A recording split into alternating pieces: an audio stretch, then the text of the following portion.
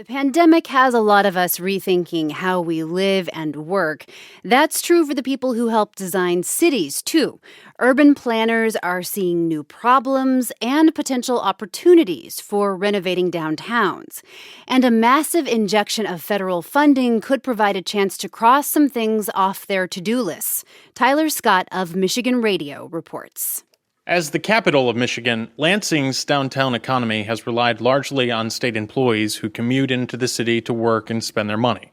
But economic developer Bob Trezise worries that if state employees are allowed to work remotely after the pandemic, that could affect downtown plans in a number of ways. Because so many businesses, particularly food industries, restaurants, really rely on that 8 to 5, population being captured and down here in the downtown area.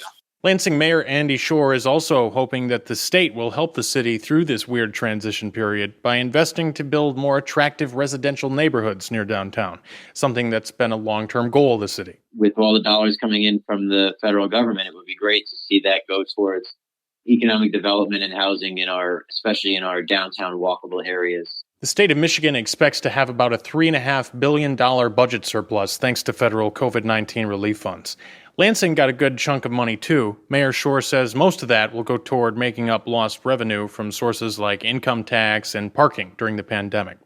But some small and medium-sized cities with walkable downtown neighborhoods and affordable housing have been successful in luring new residents recently.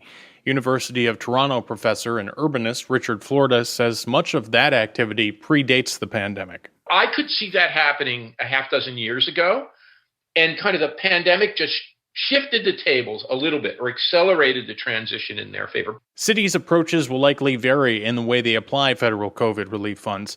In Dayton, Ohio, Mayor Nan Whaley says there may be enough money to invest in local economies. There's a balance, too, with the ARPA money for cities of, wanting to get money out the door or filling budget holes that you have because of COVID. But then there's also this huge opportunity to really work to create some opportunity in some places that, frankly, haven't been able to make it work because of, lack of investment. Whaley heads the U.S. Conference of Mayors, and she says cities are waiting for final rules from the U.S. Treasury about exactly how they're allowed to spend the federal funds. She says some cities will have to use most of their federal relief aid to cover the costs of dealing with the pandemic.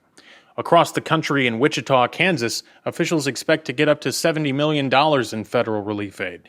Mayor Brandon Whipple says for his city, that's a significant windfall. This is the first time where we actually have a bit of money to invest in the community to play with, where we're not in a budget crisis. Whipple hopes to use a few million to incentivize affordable housing, a few million for job training, and other initiatives to try and attract more residents. Because if we do this right, we can take advantage of this moment. We got to find meaning in that terrible year that we had with COVID. And if there's any silver lining, it's turning what we have now into a great opportunity. Of course, protecting the economic health of cities requires long-term strategies. Planners and others hope that some of the new investments made possible by federal relief could shape the look and feel of some neighborhoods for years to come. For NPR News, I'm Tyler Scott.